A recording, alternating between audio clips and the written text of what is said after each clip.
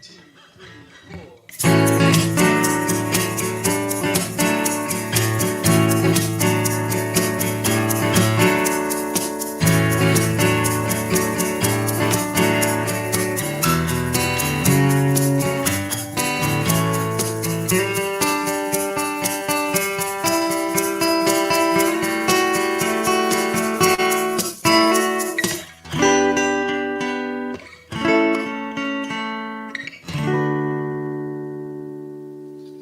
morning and welcome to the Garden Show. I'm Peggy Ballister-Howells, and this ridiculous wagging tail here belongs to Kusa Dogwood.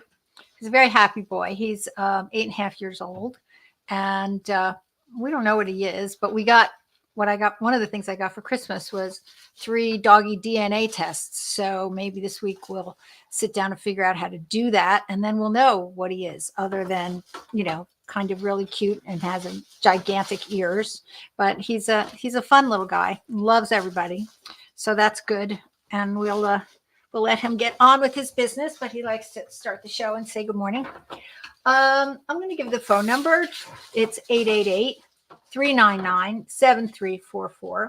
And remember, you can also watch the show on Facebook, and we would appreciate it if you would like and subscribe at the bottom of the screen. And we're up to, is it 128 subscribers, I think, Tommy?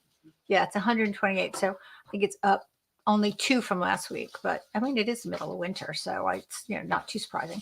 But still, we would love to get even more subscribers. I don't know if there's a magic number that changes things, but apparently 100? No, 1,000? 1,000. Apparently, if I get to 1,000, which is, way down the road, if we get to 1,000, that something happens. I don't even know what it is, but it's a goal. So that's what we're trying.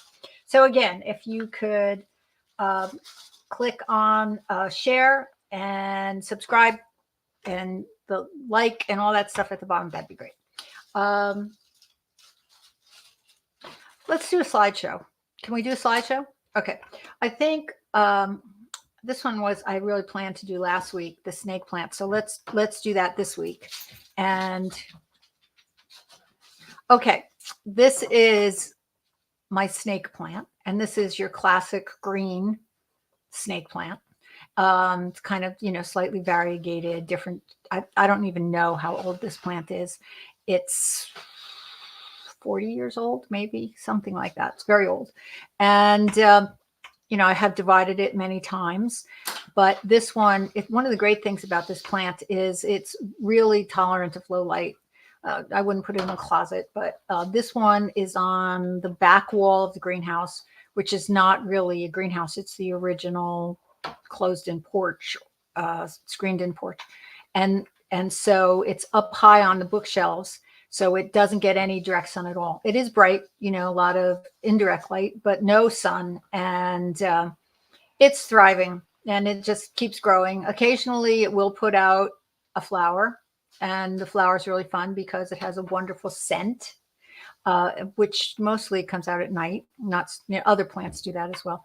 One of the interesting things is supposedly the name has been changed. It's always been known as Sansevieria, and now I have no idea who these people are, but according to the literature, in 2017, it was renamed to Dracaena trifasciata instead of Sansevieria trifasciata.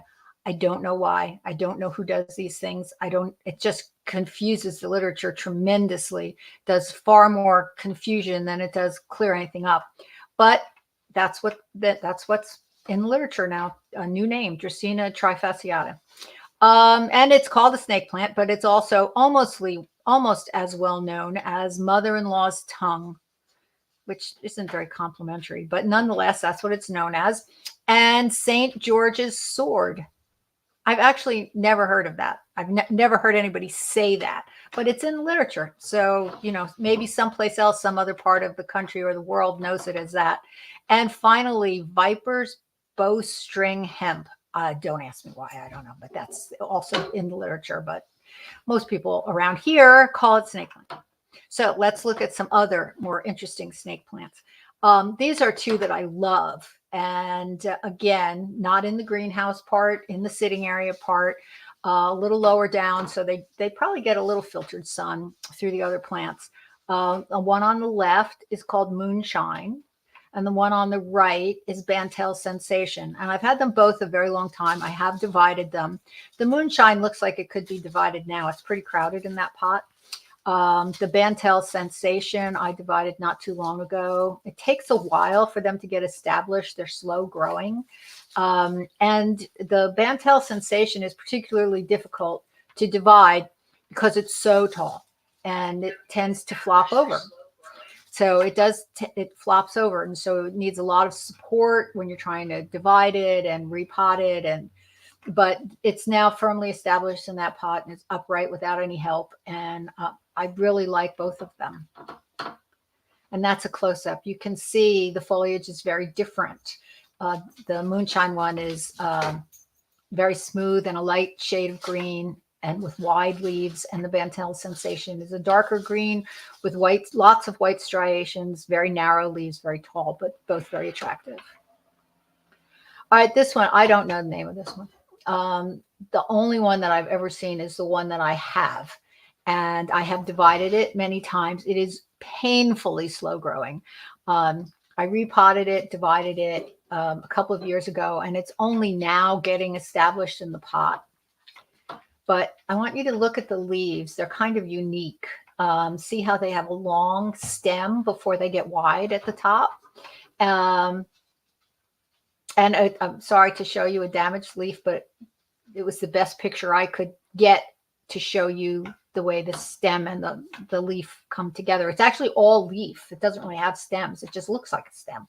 And again, it's the only one of these I've ever seen. I tried to find a name for it and was unable to do that. But if you come across any snake plant and you want house plants that are easy and tolerant of the lowest acceptable light conditions, snake plants are it.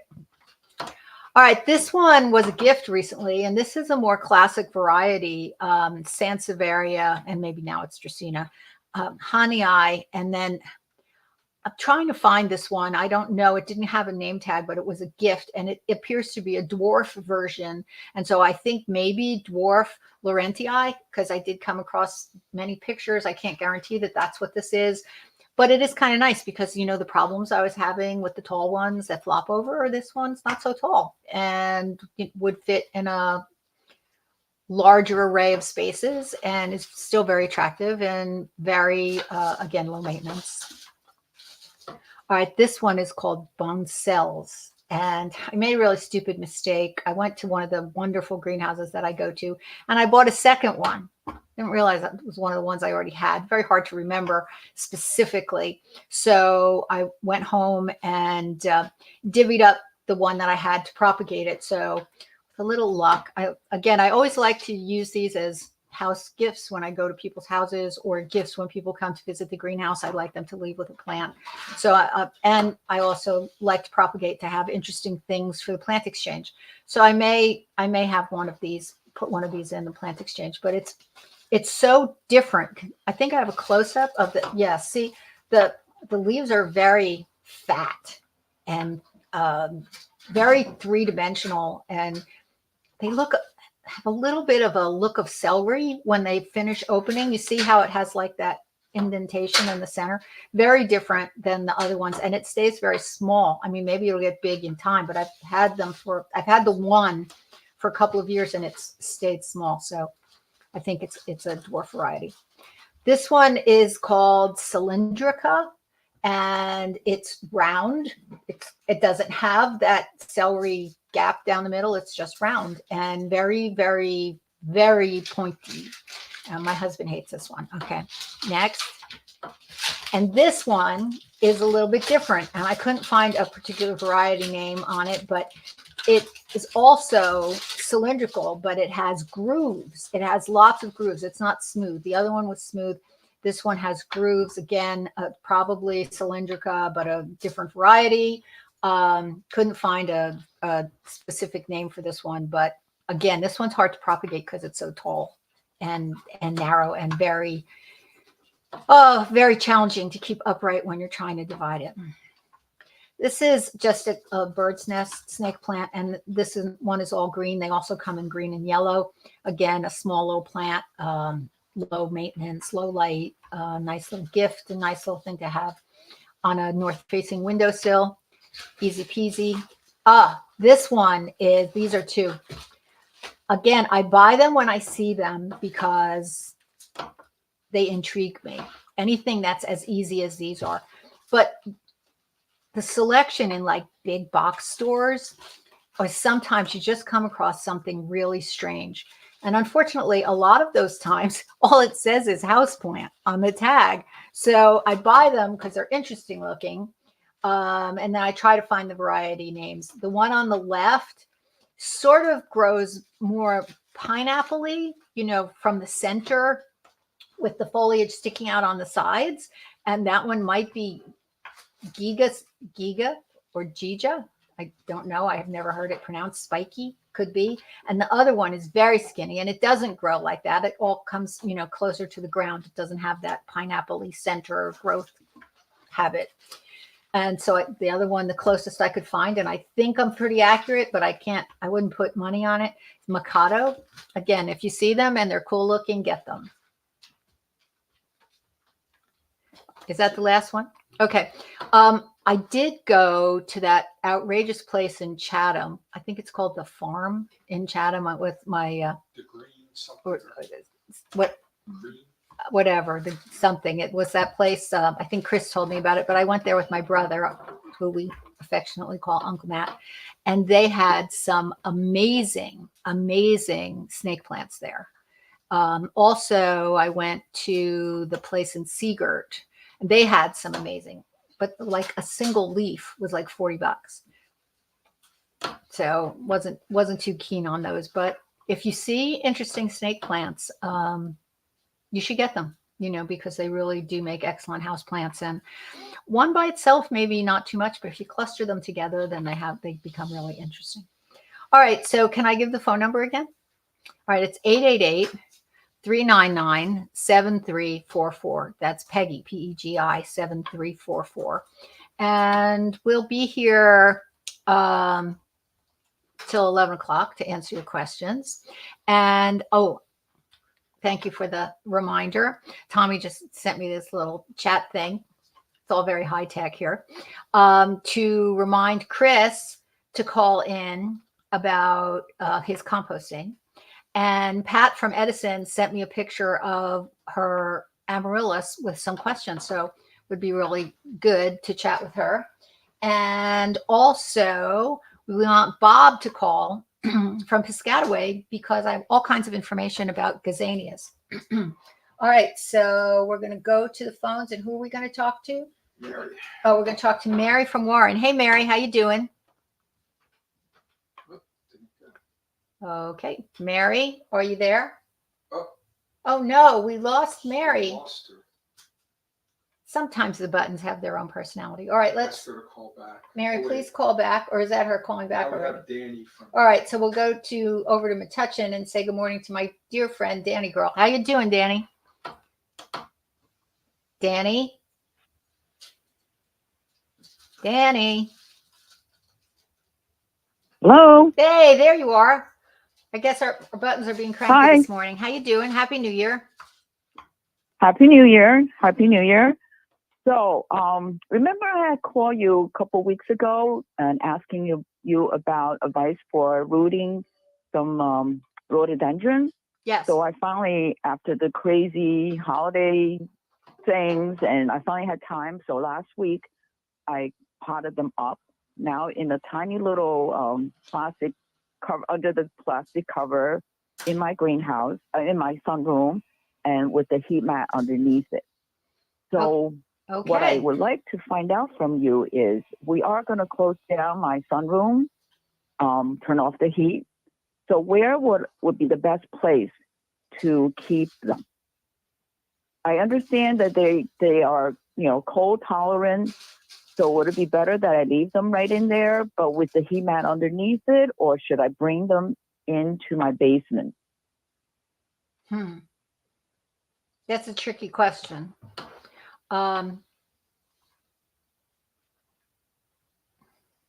I would I would say that I think you've got a good shot at just leaving them where they are with the heat mat.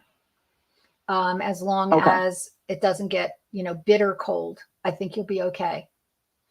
If the temperature is going to, really plummet, say down into the 20s, low 20s, then that might be too cold for them.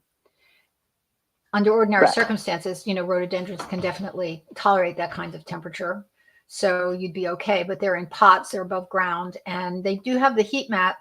So I'd say it's kind of a borderline situation. In a perfect world, you'd be doing this after they bloom in the spring with what's called semi-hardwood cuttings, which is when the new growth comes out, but the stem has already started to turn brown and woody. That's the ideal time to do this. But we're doing it now, which is fine because there's other reasons to do it now. But under those circumstances, at the correct time, you could just leave them outside; they'd be fine. So under these circumstances, you don't want them to freeze solid, of course.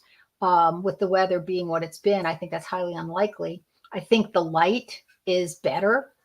Having the natural light is probably better than putting them in your basement. What kind of light is there in the basement? Well, I have, one of those cellar windows. So usually I do keep few things there, like my begonias and things that those bulbs, I try to just, let them go dormant, but in front of the window. So it does have light, but I understand the heat mat usually keeps the temperature about 20 degrees above the room temperature. So the basement is about, 65 to 7 degree temperature. So I think that would be a little too high. So if I bring it in, I might not use the heat mat anymore. Possibly. So that's why I wasn't sure. So I'm like, I got to go call Peggy to get a if more it were me, definite answer. And since I've never done anything in this exact scenario with the details exactly the way you've done it, I propagated, many things many times, but not exactly the way you're doing it right now. So it's kind of Right. shooting in the dark a little bit. But if it were me, I would rather go with the cooler air temperatures and the heat mat, as long as it doesn't get too cold, and the additional natural light. I would go that way because Okay. that's what I would do. And for one reason, if it's cooler, the air temperature is cooler, then the foliage on those that you have left is not going to dry out as quickly in a cooler air situation. Right. And with the heat mat, keeping the roots warm, that'll help generate roots more quickly. But then there's the possibility of too much, if it gets too cold. So you're just going to have to keep an eye on it. Because I figure if it's really going to be extended cold temperature for, more than a few days, I could just bring them into the regular room to take them out and get some shelter. But thinking about the type of plant, I think they will be better off in the colder Absolutely. conditions. That's what I would do. That's what I would do. And of course, I expect a full report on how they do. Right. So I actually found this website. This woman was, showed a video. She explained it very, very clearly. I just thought it was very clever. So she said, for each stem, you leave 3 leaves. And then each leaves, you cut them in half. Right. I had mentioned so you that. Want to minimize. I had mentioned that I had seen that also. So you found somebody else suggesting that. Good. That's good to know. Right. And then what else did she do? Oh, you have to invest these. I guess she does a lot of propagating. So she buys these big plastic Tupperware things, and she actually keeps them in there like a mini greenhouse to keep them she moist. Covers them with I don't have that. I just put a big, dry clean bag over it and keep them moist. Keep the moisture up. Yeah, they sell things for that. Like they look like giant bell jars. They have a name. I forget what they're called. But yeah, they're very. Right. But now I need to know the name of them. What are those things called? There's a special name. They look like glass bell jars that you, like a giant bell in glass that you put over the top of them. What are those things called, Danny? Why can't I remember? But those, if you happen I to can't have, help you right now. I know we got. We'll find it. Tommy's searching, but there's a name for them. But they look like glass bell jars, and you can cover them in there. Right. Outside, Well, this woman, she just puts them, about, I think it's 6 or 8 of them. She just puts in one of those giant boxes, and she put the lid on. Yeah. So it's interesting. You always learn something new. Yeah. So, remember when people talk about propagating roses outside, where they stick a mayonnaise jar over the top outside, they stick the cutting in the ground and then put a mayonnaise jar on top. Sort of the same thing, a little extra protection. Yeah. And hold the heat in. I've done that. I use the plastic eggshell type, the plastic thing that the fruit comes in. I just prop them over. But one thing is prevent squirrels from digging them up. Tommy and found that it. Also just gives them a little protection. Yeah. It's called a cloche. CLOCHE. Cloche. Yes, I think that's how you pronounce it. Cloche.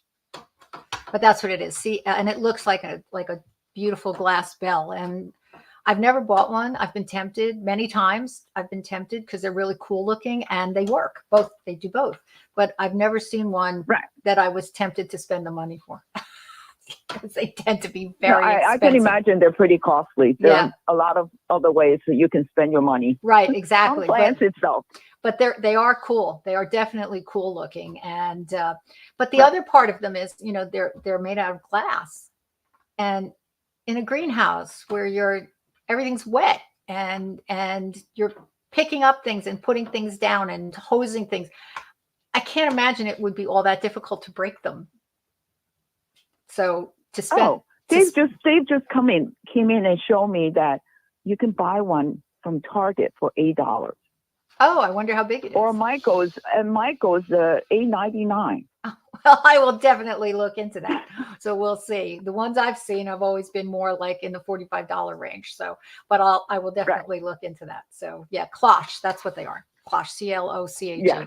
Yeah. I sometimes CLOCH. Yes. I don't know if that's like a French word or something, I don't know. Like, it could be. Yeah, it sounds a little French. And then I always just, they look like bell jars. So I call them bell jars and I can never remember the cloche. It's sort of like the witch's hat things that I use to make, the real name for them is chinois, which I've only recently been able to retain in my head. But yeah, so the French words don't stick too easily, but they do get the job done. So. All right. Well, I will look into that. And we have a couple of callers. So is there anything else I can do for you? New Year's, and we'll talk, and then we'll maybe see you soon. That would be great. All right. Thanks for calling. Tell Dave I said thank you and give him a hug for me. Okay. Bye-bye. All right. Bye-bye. All right. We're going to, we have Mary back. She returned. Okay. Mary, are you with us? I am with you. I'm here. Well, thanks for calling back. I don't know what happened before. We have very obstreperous buttons. They do not always cooperate. So what can I do for you today? That's okay. Well, I came with a little bit of a public service announcement. Okay, I'll take it. And I only thought last night when I was looking at what was happening this week that maybe people would want to go. The North Jersey Orchid Society is having their annual show and sale at Douglas Student Center at Rutgers this coming weekend.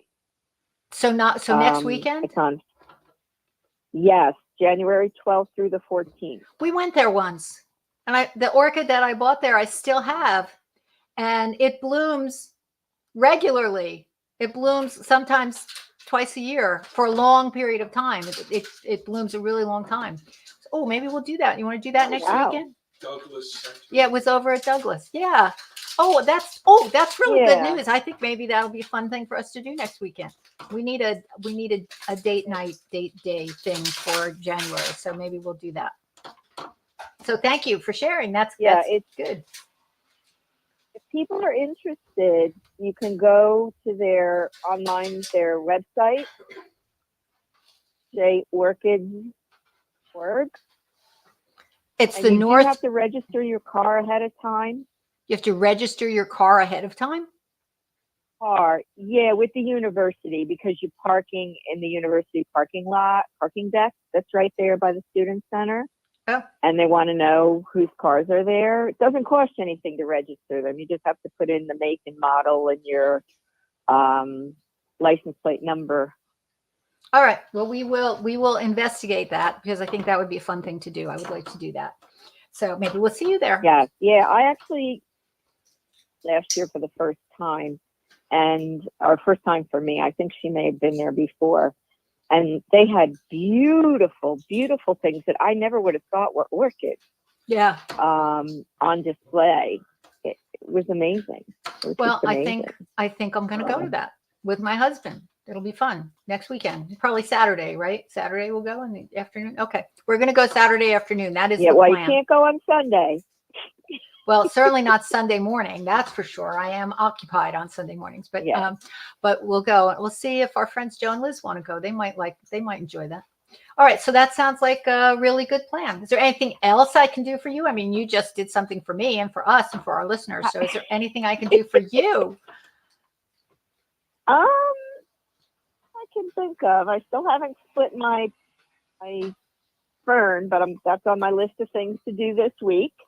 And right now it's still snowing up here, so I'm gonna hang inside. Well, it's not snowing here. We didn't get any snow. It's just raining, and that's good. So we have 2 more callers though. So is there any questions you have for me? Okay. You're good? No, I'm good for now. If I have more, I'll call you next week. Okay, sounds good. Maybe I'll see you at the orchid show. So Saturday afternoon. That's our plan. Okay. Alrighty. All right. Thanks for calling. All right. Bye-bye. Who's next? Chris. Oh, Chris. Yay, Chris. Are you with us, Chris?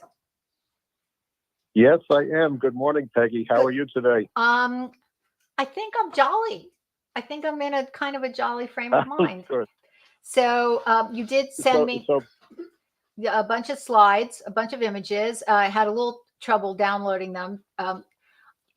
This is something I think that I learned. One's never sure on online with what goes on, how things work exactly.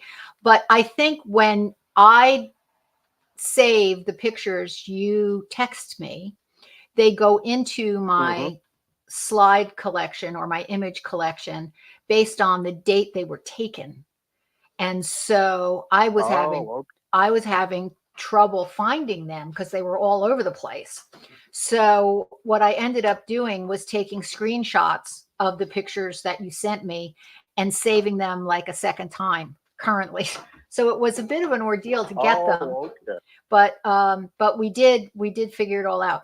And this is why don't you tell us about this? This is the geo bins that you've been so successful with. So why don't you tell me a little bit about them? Yeah, so that's something called the Geo Bin. A few weeks ago, you were asking callers about what a good Christmas gift would be, and I suggested this. It can be used for composting leaves. It can also be used for composting in general. It's made of a semi-rigid plastic material. It's cylindrical. The nice thing about that is you don't have any corners to dry out or cool off. Everything is pretty much uniform. The size of the Geo bin is adjustable, so if you have a lot of space and a lot of materials, you can make it as big as 3 feet in diameter. If you want to make it smaller, you could make it 2 feet, 1 foot, whatever you want it to do. So it's very flexible. And the nice thing is that it does roll up when you're not using it. So if you're done, you're not stuck with a big bulky composter to store. You can just roll it up someplace and it works well. The nice thing about it is with the composting leaves, it does retain the moisture. I've tried composting leaves in wire mesh containers, and that worked, but you did need to keep on top of the watering all the time. The other thing is it has a lot of holes for airflow, so it gives a nice combination of keeping moisture in and also letting air into the pile as well. All right, let's go to the next slide. All right, explain this picture, please. Chris? Yeah, I'm still seeing the first picture. Oh, well, this is the picture of it flat on the ground. Looks like a walkway. Oh, okay. So yeah, so that's the geo bin when it's not in use. So again, you could store it flat. You could roll it up for storage. It looks like it has a little dirt on it. That actually has been in use for about 5 years, and it really, aside from looking a little bit dirty, it really is holding well. But again, you could store it flat. You could roll it up into a tight little roll. So in that respect, it's pretty versatile. Though I also use this to line some bigger compost piles that I made out of cattle panels. The cattle panels were great because they were strong, but were allowing the materials to go through. So I sort of like repurposed, and it worked very well in that application as well. All right, here's a question. I'm looking at the next picture. I'm not sure if you're able to see the slides as they come up, but it's a picture of two filled to the top, and then a third one in the back that's, well, I don't know how, it doesn't look like it's filled to the top, and then two more in the slight distance in the back. Here's a question. Could you hook two together and make it even bigger? If you wanted to, you could make a giant geo bin, no doubt about it. They're connected by little plastic, like little turn keys. So conceivably, you could make it as big as you wanted to. I opted not to because I don't really turn them, and I was concerned if I had something too big, if it was like 6 feet in diameter, I don't know whether the oxygen would get into the middle. So that's why I just opted to leave it at the 3 foot diameter. But yeah, if you wanted to, you could connect everything together, no doubt about it. Interesting. Okay. So, okay, let's go on to the next slide. All right. Here's a picture of a whole bunch of stuff in paper bags. Okay. So I collect all the leaves that I can on my own property, but I have a lot of geo bins, and I have a lot of use for leaf mold. So I didn't just stop at my own property. In the neighboring towns, where I live in Scotch Plains, you can just bring your leaves to the curb, and the town will pick them up. In some neighboring communities, they require you to put leaves in bags. And I was fortunate to scout things out, and I found a neighbor not too far away that actually shreds all the leaves. So And then wait, Chris, hold on. They shred the leaves and then they put them in the bags?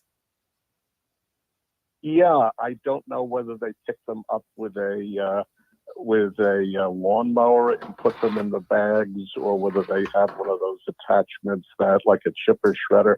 I guess from the homeowner's point of view, since it consolidates everything, rather than having 20 bags of leaves, you can probably get it down to 10. So from their point of view, it probably makes sense. From my perspective, it's ideal. I just basically take the shredded leaves out, dump them into the geo bin. You need to water them down well as you put them in, and that's basically about it. Well, just for your information, a long time ago, when I was the compost queen, and I traveled around the country working with large-scale composting facilities, and I was working with large pieces of equipment to turn the piles, and I was training staff. A lot of the staff were people that actually worked at landfills, and they would put aside a part of the landfill to do composting. And I was in my youth, and I was out with these somewhat burly gentlemen who were, and I was training them how to compost on a gigantic scale. And one of the projects I worked on was evaluating the different kinds of bags that were available to compost things. And I think the paper bags came out ahead. But interestingly, the paper doesn't decompose as fast as you would think it does. And a lot of times, one of the problems they were having was that the paper bags would stay paper bags. And unless they turned the piles with the bags, with a piece of machinery that had moving parts of some kind to begin to tear open the bags stayed intact. But of all the options, the bags were considered probably the best choice in most cases. There were also a lot of places that used plastic bags, but they had to be manually ripped open and emptied. And a lot of the kind of cool, because a lot of the trucks would then, in those towns, the trucks that would pick up the leaves would have a huge like post with like a nail sticking out of it, that they would just take the plastic bag full of leaves and rip open the bag on the nail and then dump it, because you didn't want the plastic in with the compost. And then they invented yes, my goodness.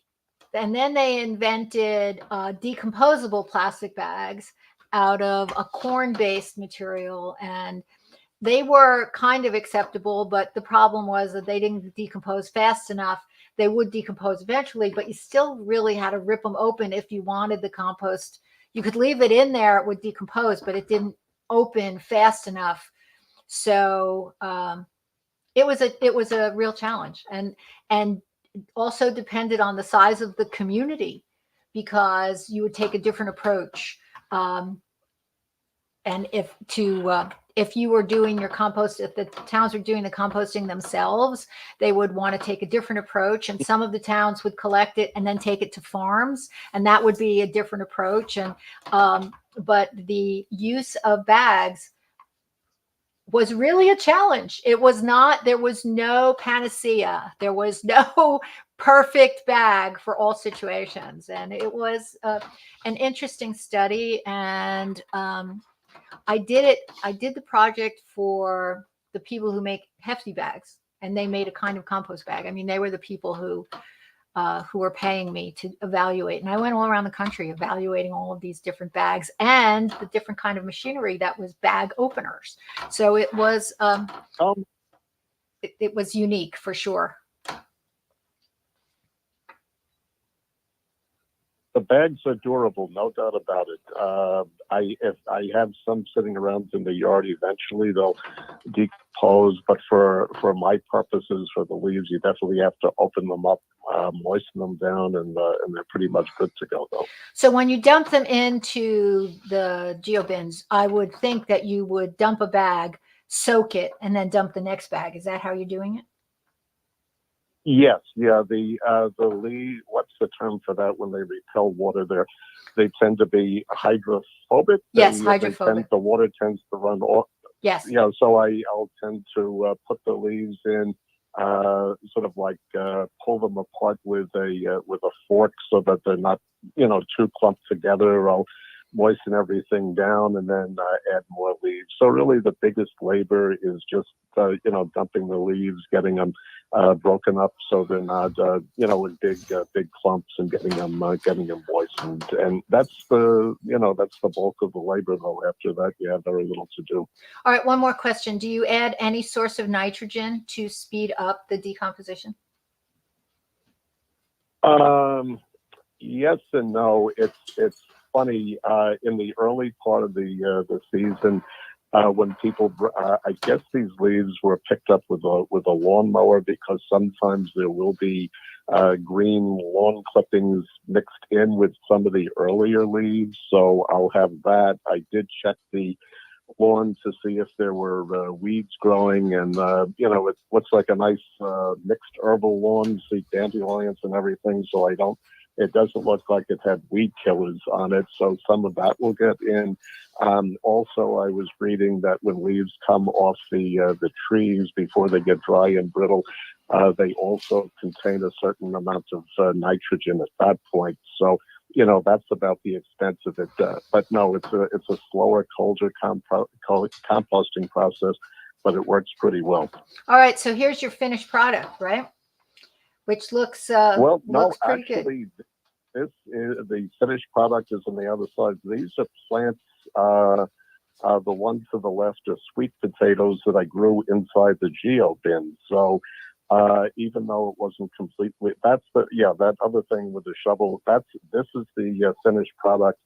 That took about 2 years to get to this point. Believe it or not, there was no sifting. There was nothing in there. It was kind of crumbly. If you look at the bottom corner to the left, it looks almost like chocolate cake, and that was the product. What you see over to the left bottom corner, and that was the finished product. And again, you could just use that directly in the garden. I guess if you wanted to use it for potting mix, you probably need to sift it a little bit more finely, but that was the way everything looks. And then in the other picture, there was a picture of sweet potatoes that were actually grown directly in the geo bin the following spring. So I just had some sweet potato slips and planted them in there. The squash that you see on the right, that's actually in a container. I didn't have a picture of it, but I was planting yellow squash and zucchini in the tops of the geo bins, and they really flourished as well. So I figured as long as I had all this space taken up with the geo bins, I might as well, do something useful with it. I planted the seeds, and they did very nicely. Well, that squash looks like like it could be in a catalog. It's such a perfect picture. All right, let's move on. Is that it? That's the end. So, Chris, do you have anything else that you want to add? Because the pictures were great. It's very easy to do. It's free. It's local. I don't have to go to a farm to pick up manure. It doesn't smell at all. It's accessible on a big scale or a little scale. Again, having the leaves shredded and moistened, that's about it. And even if you don't have a geo bin, you could just make a big pile of leaves in an out of the way place, and they would eventually break down. It's just that this, is a little bit neater way of doing things. The final comment you were asking earlier, or talking earlier about the thing that goes over the plants, I've heard it called either a cloche or a cloche. I think cloche is French. And an easy thing to do is to take a big water cooler bottle, if you could find one, and cut off the bottom of it, and you'd have basically a cloche. It's pretty big. It has the opening on the top for ventilation. If it's getting colder, you can close it off.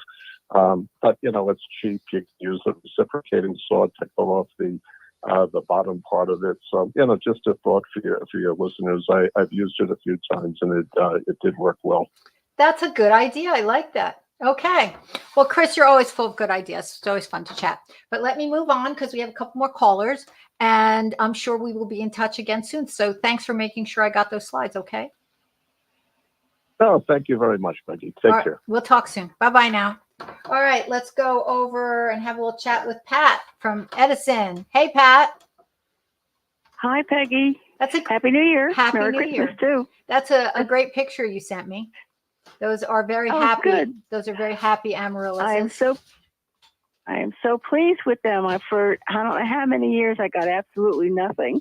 Last year I got one stalk on each one, and this year now I have two stalks on each one. Well, one is only half grown right now, but the bulb, I put it out this summer outside, which I had never done before, and the bulb got so big, and I'm wondering can I leave it in the same pot, or does it have to go in a larger pot? Well, I'm looking at the bulbs in the pot, and they don't look like they're way too big for that pot.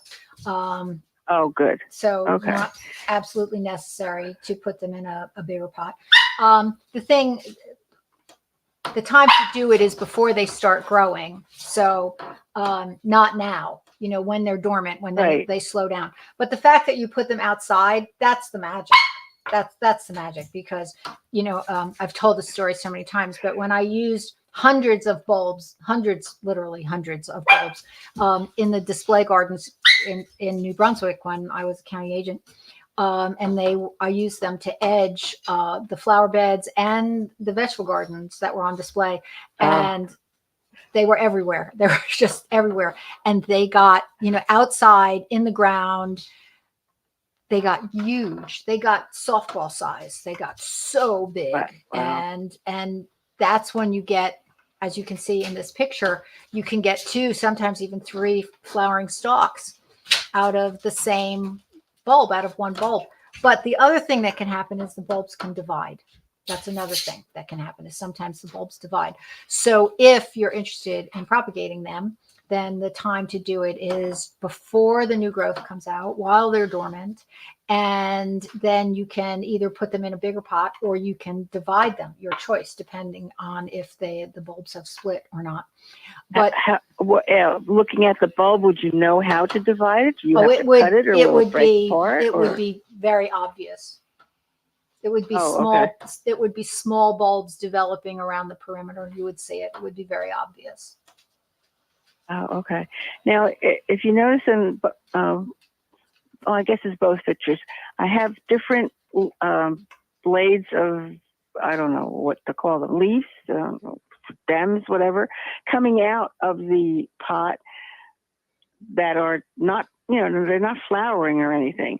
Is that something new that's growing? Yeah, that could be underneath other the ground? bulbs. That could be, smaller bulbs that are developing in the soil. I Oh, can so see that would them. be, Yeah. once I take it out of the pot and look at it, I guess I Yes. see what it really was. Right. But I can't, That's what I it can't looks believe like. it. Like that it's dividing and you're getting more bulbs. In which case next year, not now, but next year when they're dormant, you may want to divide. It'll take a few years before those babies bloom, but they will bloom eventually. Now, when you say dormant, you mean after the summer when they go into their dormancy?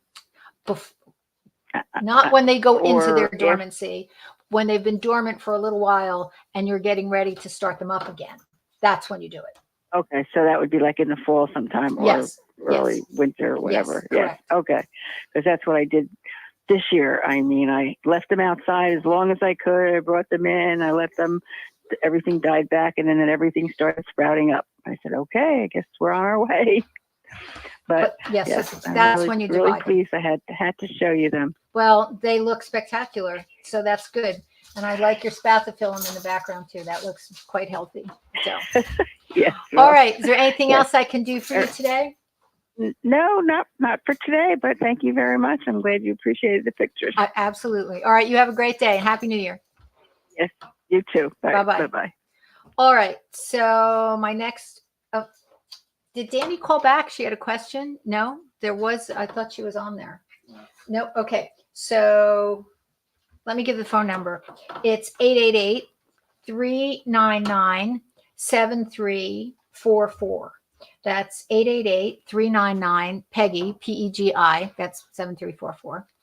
All right. So I really didn't want to do the hardy gazanias until Bob called, but I'm not sure if he's going to call. So let's save that. And I want to do the tile shelves because that was a project that I did this week. And I really like how it came out. So I want to share that with you. This is in my greenhouse, and this side faces mostly east. And so, oh, well, you can't really see her face, but that's Juniper down there in the lower left. But this wall faces east and gets morning sun. And the windows towards the right of the screen are kind of inaccessible. I can't use the shelves for anything. I can't really reach them over everything else. But the ones in the center of the picture to the right of the door, I can reach those. But the little shelves are very, very narrow. Next. And so those little tiny pots barely fit on there. And in addition, I was not happy with the fact that every time I watered, the water got on the wood and it was damaging the wood. You can see there's little water stains on the wood. And I had already resurfaced them with polyurethane once. I had sanded them and resurfaced them once, and they were in need of it again. So for a couple of reasons, I wasn't thrilled with this arrangement. So we took everything out of there. And Jordan was helping me that day. So we took everything out of there. Next. And I sanded both the front and the top. And you can see the top is significantly water damaged. So you can see why I would be wanting to do this. And I found these very cool tiles. They're actually handmade tiles that were given to me from a friend. And I measured them to get them using the right pieces without having to cut anything to get them to run the whole length of those individual pieces of wood. And you can see from the side, the profile of it, So it has a little width on top. And the idea of my wanting to use them was to give a little more substance to put a tile shelf in there. And here we are using the mastic and sticking it on there and trying to keep it all level. And it was a bit of a project. And then you can see that I had got them all the way across. And these were the tiles I wanted to use for the actual shelf. And talk about frustrating. The length of the shelf was 18.5 inches, which these nice, beautiful kind of teal colored tiles were exactly a foot. So I couldn't use 1.5. It would have been too short. So I ended up having to cut 2 pieces at 6.5 inches and leaving pieces that were 5.5 inches, which felt a little bit wasteful, but that's what it took. So I did have to cut them. I do have a table saw that's, electric with the water. It's a pain in the butt to get out. If you're doing a big project, no problem. But for 2 tiles, it takes as long to set it up and clean it when you're done as it does to cut them by hand. So we got out my hand saw, and this has like a little blade on it, and you have to go over it and over it and over it, and you have to be really careful that you don't crack the tiles. But once you get the hang of it, you can use these to cut. If you're only doing 1 or 2 or 3, it's just as easy to use this device. And it was also very helpful because it had the guide, and I was able to set it at exactly 6.5 inches. And that was very helpful. So it probably took 30 times of going over it before it was through the glaze surface, which is the hard part. After we got through the glaze, it went very quickly after that. And then there we go. And you slap on a little mastic. I really like the mastic that I've been using lately. Unfortunately, the place that I used to get it has closed down, and I prefer it. It's a creamier, works. It's easier to apply, but I don't know if I'm ever going to be able to find any more. But there it is. See, it made the shelves, which had been a little bit recessed, now stick out a little bit. But I wasn't happy with the underside, so we decided to dress it up, and I had those flat teal-colored marbles. And we decided to spiff it up a little bit. And that's what it looked like. And on the right, you can see that's the way the glass shelves looked. And that's the way the decorative part around it. And it was just enough wider that we could use a bigger pot. And then the next day, we went back and grouted it. And the only way to grout something like this is with your fingers. There's no way. You can't.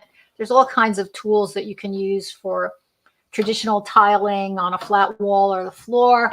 It's called a float, and you work it in, but you can't do that. So I just use my fingers and a sponge and really make sure that I work it all in, and then use a lot of water so to clean it all up. And that's what the finished product is after it's been grouted. And I think it just looks really cute. And there's a top one and a lower one. So there's 2 shelves. And that's what it looks like with the plants on it.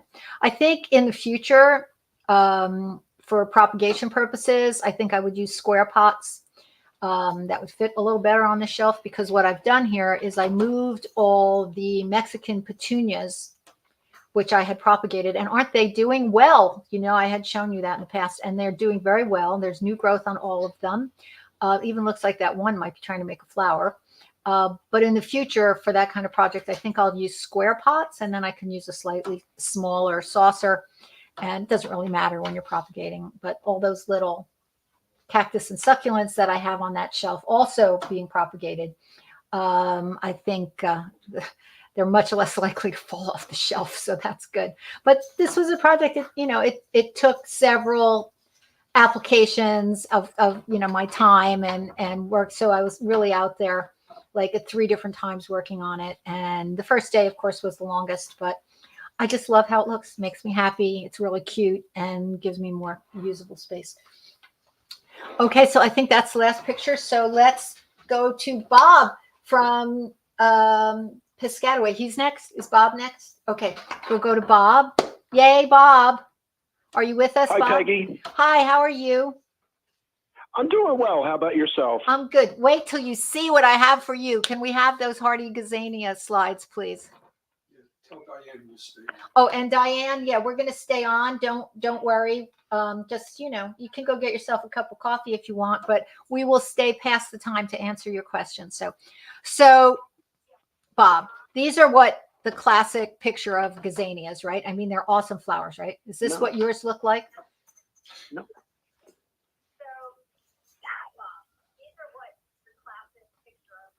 I can hear Nancy's lovely voice in the background there. I think that's you. Did we hear you? Wow. Well, so those are gazanias, right? Okay, next picture. Yes. All right, this is what I found for you. Gazanias Let's are not generally hardy. They are treated as annuals. They've been grown as annuals. All the research I did, they are 99% considered annuals. However, they are perennial in zones 9 and 10. They can be perennial in zones 9 and 10. But this was the best one I found. This Colorado gold gazania is hardy to zone 5. And even better, it blooms, has a very long bloom time, early summer to mid fall. I've never seen it, but you can get them at this place called highcountrygardens.com, and it's hardy. And if it's hardy and a perennial, how many perennials can you think of that will bloom from spring to fall? Right. So wow, those are really nice. Yeah, so that makes it really, really special. I'm so excited. I'm going to have to get some of these for me. But so the ones you have are not considered, probably more than likely, are not considered perennial, but they do exist. We didn't even know they existed, and now we know they exist. Okay, next slide. Now we know. See that? Yes. Okay, so this is another one, but not as good. I mean, it's good. It's perennial. It's hardy to zone 7, which would probably work. I'm not sure if it would work for you. It would definitely work for me, but maybe it would work for you. Zone 7 is kind of iffy around here. And this one is not as good. It blooms in mid-spring and then again in the fall, according to the information that they provided. So it's not continuous bloom, but you do get a rebloom, and of course, the colors are spectacular. So that one is also kind of interesting. All right, one more. I think I have one more. All right. Now this one is the orange one, and unfortunately, they say it's out of stock. That doesn't mean it'll be out of stock forever. Again, only hardy to zone 7. And this one has the shortest bloom time, early to mid-spring. So, but it is perennial, at least to zone 7. But that first one, that golden one, I thought isn't that cool, Bob? That is very cool. And they're all the pictures you just showed are from highcountrygardens.com? Yes. Okay. All right. Look into that. Now this one, this one is a little bit iffy. This is from trueleafmarket.com. And these are seeds. And they say hardy zone 7 to 11. But in other places, it was less defined. So I'm not so sure. But if you wanted seeds, this was the only place I could find seeds that had any indication of being hardy in our area. And this one, again. Were the other ones plants? Yes. Oh, okay. They were plants, not seeds. Yes. But this one was seeds. And so this one was zone 7 to 11. And this one, again, True Leaf Market. Now, this last picture was taken this week of my gazanias in Ocean Grove. And I can't say it looks spectacular, but it's got a flower in January. And so wow, that's something. That's cool. It's not amazing, in bloom, but it's kind of amazing that it's still alive. So and the ones I went into my garage yesterday just to check on everything, and they have flower buds ready to open up, but I guess because it's in the garage and unheated garage, it's a little too chilly. So I think this week I'm going to try to clear some space in the cellar. I could put a grow light over it, to give it some some help to bud and figure out a way to keep the cat out of it, which will be the true test, because that is a problem. Maybe if I cover it with I have this like mesh wire that's 1/4 inch holes in it. Maybe if I build a dome over it to keep her out, that might work. We'll see. But yeah. Oh, that's so great to hear. I just love the flowers. They're really easy to grow. They bloom a long time. They're beautiful. They're just so pretty. You know, they're so different. They're a cool flower to grow. I grew them by accident one year. I just thought the name was really sharp. Like, oh, I'm going to try this, and it just took off. And I've grown them ever since then for about 6 or 7 years now. And every year they come up. They never seem to fail. No, they're amazing plants, and of course, I love the fact that they are extremely heat and drought tolerant, which is Yes. there's not a lot of that. There's not a lot of that. So so that's why, in addition to them being And a lot of spectacular. your major seed companies sell seed packets of those. I got them, Yes. you know, at Walmart Yes. or something. You know, so they're not hard to come by. Not the annual but ones, the perennial ones. Not the though, annual ones, correct? The perennials, yes. they're Yeah. kind Yeah, of so I'm special. going to look into those. That might be a good idea. That's pretty cool. Very Okay. good. Oh, I'm so glad you called because I really I wanted to show these pictures for this week, but I wanted to wait until I could share them with you specifically. So Well, thank you so much, and thank you for the research on that. May I make one other statement? sure. I've been to Chris from Scotch Plains. I've been to his house, and I saw those geo mulch bins. Yes. I was so impressed. He has several of them, and they're pretty big. You know, they'll hold a lot of leaves or whatever you put in them, and you need some space for it. I have the tumbler type mulchers, composters that I use. They tend to get too wet sometimes. You know, I'm looking to maybe do a little something different with that, but they're pretty cool. I didn't realize that's what that was, and they're not like mega expensive to purchase, and you can fold them up. I really appreciate it, and I thank Chris for having those slides on your show, and for you for showing them, because I didn't realize that's what they were. I thought he made them homemade, but they're really cool. They're pretty neat for all your listeners out there. They're a very good product. Well, that's good to know. So it got a double endorsement. So it must be good. There you go. All right. Thank you for calling. Your Peggy. timing was great, and we'll be in touch, I'm sure. Yeah, you take care now. You too. Have a nice week. Thank you. You too. Bye-bye. Bye. All right. Now we're going to go over to Colonia, and we're going to have a little chat with Diane. Good morning, Diane. How are you? Good morning, Peggy. Happy New Year and Merry Orthodox Christmas. Oh, that's right. How are It's you that doing? too, right. I'm good. How are you doing? Yeah. Okay. I'm calling about amaryllis. I volunteer at a senior assisted living here in Woodbridge, and one of the residents received 3 amaryllis bulbs, all different colors, a red one, a white one, and a red and white. Now, I think maybe a few years ago, you may have talked about it or someone called in. It's wax covered, and you don't water it. You just put it in, and it said to keep it away from heat and from sun. So this way the wax doesn't melt, and you don't need, like I said, you don't need to water it. Doesn't it need sun to grow? In 2 weeks' time, I did notice that buds were coming out, flower buds. All right. I have a couple they- questions. Yeah. So the gift, all 3 of these, were just the bulb. It was not in a pot or anything. No, it's encased in wax, and then it has like a little metal spiral coming out from the bottom, I guess like a stand to keep it off of any surface. And that's it. And I read the instructions, and it said no need to water, keep away from heat, and keep away from sunlight so the wax doesn't melt. Okay. So here's my interpretation of all that. They're being marketed as easy peasy, and they're being marketed in a way that they will not last from one year to the next. Right.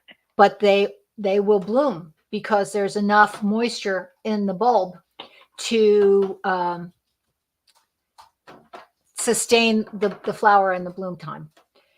And keeping it out of the sun will also prolong the life of the flower. However, Right. the lack of watering it and the lack of root development is not going to be, in my opinion, just since I've never actually seen this like this, but it's not going to be sufficient long term to support the foliage after the foliage comes out, which usually the foliage begins to emerge while it's in bloom. First, the flower bud comes out, and it can progress to varying degrees before the leaves come out, and then the flower blooms and the stalk dies, and then you're supposed to have the foliage. Well, in the absence of soil and the absence of water, it's not the leaves are not going to thrive long term. So after it finishes blooming, it's probably going to wither and die because it's, only has so much moisture. Right. So you can do this, and if it's working and they're blooming, great. But if you want to keep them, I would say after it blooms, if you have any shot of maintaining them longer than just the first flush of blooms, you would have to pot it up. That would be my guess. That's what I was going to ask, whether it would be advisable to pot it up in order to keep it going for a number of years. Right. They can last for years. Now, Pat from Edison called, and we were talking about amaryllis, earlier. Not Right. the unique situation that you had, but she had hers outside last year, and the size of the bulbs grew enormously. And as a result, and she's got 2 flower stalks on each of her bulbs, because outside in the sun with the foliage, the more foliage that they have, the bigger the bulb and the more flower buds it makes. So the idea is to give it as much sun as possible while it has the leaves on. And that's what keeps them going for future years. So Yeah. I've never seen that the marketing scheme of what you described to me, but it's that kind of fun, and it does keep it really simple. And some people only want them for the flowers and then you throw them away. I think that's, I love to keep them over winter and then have them bloom Start again. them up again. Yeah. I mean, I have probably a dozen of them or so. I have the pots marked as to which ones are white. I don't have any two-tone ones, but I do have white ones and red ones, and they bloom. I don't ever force them into total dormancy. They lose most of their leaves, and then they start up again around this time of year. So mine tend to bloom a little bit later, not now. They tend to bloom like February-ish, and that's perfect for me because by that time I've pretty much had it with winter. I've had it with the gray. I've had it with the dullness. I've had it with the cold. I've had it with the gray trees naked out there. I'm ready for some color. Yes. So for me, having them bloom in February is perfect. Well, I actually, excuse me, have a bulb that still has one leaf left on it. It's in the house. Right. That's the way mine are. Like waiting for that to die and to cut it off and then, see what happens, whether it starts, whether the flower comes up or not. But in this case, what I may do is once it flowers and once, the bloom dies off and the leaves start coming up, I may take it from her, pot it up, keep it here, and then give it back to her, say, in the fall or whatever, for the flower to start again. That would be very lovely on your part if you wanted to do that. But if you want to keep them going, eventually they're going to have to be in a pot. Right. Yes. No, that's understandable. And she said that she's never seen amaryllis. I said, I'm sure, when you went to the supermarket, remember the flowers? She said, yeah. I said, well, that's what it's going to be. So, as far as the maintenance and all, I guess that's why, because her daughter sent it from Colorado. Well, that was sweet. And, it's easy to take care of. She'll have the flower. And then after that, I'll take over for it, That sounds like a viable plan. Yeah, definitely. Okay, very good, Peggy. Well, I thank you. Oh, and by the way, I was outside the other day taking up my Christmas decorations, and I noticed that my daffodils are coming up, all the leaves underneath they're protected by the azalea bush. So I was like, oh, okay. Let's just hope that it doesn't get but that's okay with the leaves because they survive anyway. Yeah, as Be long the as flowers. it's, just the foliage, you should be okay. But a lot of things. I was Yeah. taking my magnolia. The buds are swelling up on my magnolia, and the pussy willow. And yeah, it's been very warm. I just hope it doesn't get bitter cold because a lot of the growth that's out there now will be damaged if we get a sudden downturn of temperature. So we'll just have to see. So we'll see. Yeah, one of my forsythia bush, about right before Christmas, I had about a quarter of it had been blooming. Yeah. And I know, that's it won't affect the rest of the bush, hopefully later on when in the springtime when it's supposed to bloom. But it was nice to see the yellow. Right. I agree. So, we can worry about it with the cold, but we can also appreciate it that it's a little blast of color for now. So that's good. Yes. All right. Definitely. Was there anything else I can do for you Okay, today? Peggy, thank you so much and have a great week. You too. Thanks for calling. Bye-bye now. Okay. Bye-bye. Okay. Well, we went a little bit over, not too much, but that was good. Always fun to get more callers. So that was good. Again, if you can hit like and subscribe on the bottom, that would be most helpful. Apparently I've just been informed that the target is 1,000 and we're up to 128. And we're working with Andy from South River to develop our social media, and maybe that'll give us a leg up on how to build up the subscriber list. But everything's good here, and we are anticipating spring soon. We'll be dealing with seeds in the next couple of weeks. In this lull between the end of the holidays and the beginning of gardening season, I have 4 memory bears to make, and I have to paint the stairwell. So it's not like I'm going to be sitting around doing nothing. But gardening season will be getting started big time in the very near future. So I will be here next week, and we'll do a lot of planning. So same time, same place. Until then, have a